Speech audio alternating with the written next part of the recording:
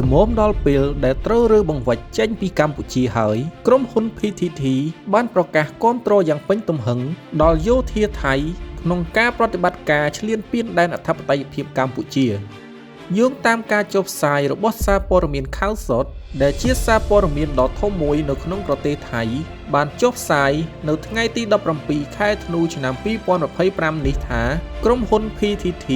ប្រកាសគាំទ្រយ៉ាងពេញទំហឹងដល់យោធាថៃនៅក្នុងជម្លោះព្រំដែនជាមួយកម្ពុជាការប្រកាសរបស់ក្រុមហ៊ុនប្រេងឥន្ធនៈ PTT នេះធ្វើឡើងក្រោយពេលរងការសង្ស័យថា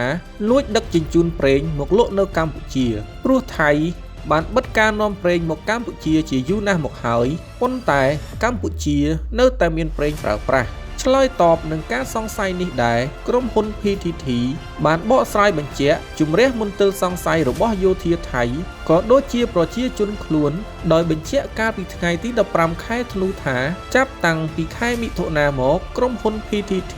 មិនបាននាំប្រេងរបស់ខ្លួនទៅផ្គត់ផ្គង់ឲ្យកម្ពុជានោះទេបន្ថែមលើនេះក្រុមហ៊ុននេះក៏បានចេញសេចក្តីថ្លែងការណ៍បន្ទាន់មួយដើម្បីបញ្ជាក់ថាពួកគេមិនមានការដឹកជញ្ជូនប្រេងមកកម្ពុជាទៀតនោះទេរាប់ទាំងផ្លូវគោកផ្លូវទឹកនិងផ្លូវអាកាសនិយាយរួមការនាំប្រេងទៅលក់នៅកម្ពុជាត្រូវបានបញ្ឈប់ទាំងស្រុងចាប់តាំងពីមានការបិទព្រំដែនកាលពីចុងខែមិថុនាកន្លងមកជាសំណូមពររបស់ខ្ញុំសូមបងប្អូនខ្មែរទូទាំងប្រទេសចូលរួមធ្វើពហិការទាំងអស់គ្នាឈប់ប្រើប្រាស់ផលិតផលថៃគ្រប់ប្រភេទព្រោះប្រជាជាតិសៀមនេះមើលងាយលើកម្ពុជាខ្លាំងណាស់ហើយតែងតែឈ្លានពានទឹកដីកម្ពុជាតាំងពីសម័យអតីតកាលរហូតមកដល់បច្ចុប្បន្ននេះសូមយុវជនយើងទាំងអស់គ្នាខិតខំសិក្សារៀនសូត្រដើម្បីក្លាយជាធនធានមនុស្សសម្រាប់កសាងប្រទេសជាតិឲ្យរីកចម្រើនមានតែយើងខ្លាំងទេទើបសត្រូវមិនហ៊ានឈ្លានពាន